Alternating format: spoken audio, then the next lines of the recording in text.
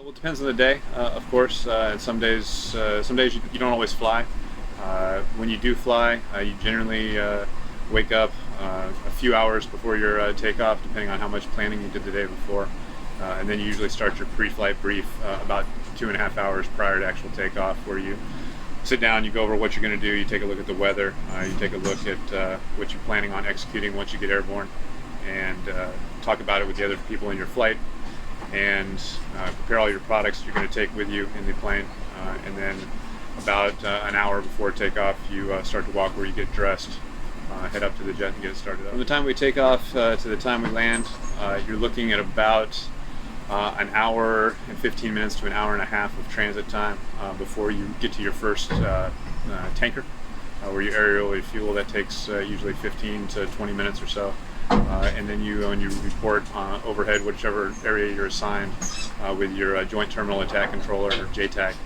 And you work with him over the course of the next 3 hours, and then get gas, and then come back home. It's about the same transit back. This has certainly been the busiest deployment I've personally been on, and it's definitely made the time go by a little bit faster. Well, we've been doing a lot of Operation Inherent Resolve support, and we've putting up several sorties every day in support of that, and they've all been relatively dynamic sorties as well. It's been a mix.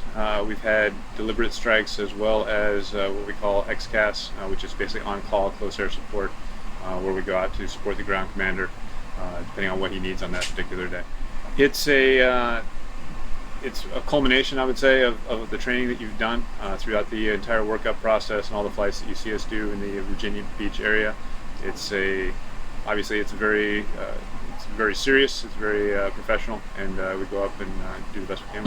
Absolutely, I would say it's a humbling experience to be kind of the final step in an extremely robust process where hundreds, thousands of people, really, 5,000 people on board the Harry S. Truman, as well as the 230 people in VF-83 come together.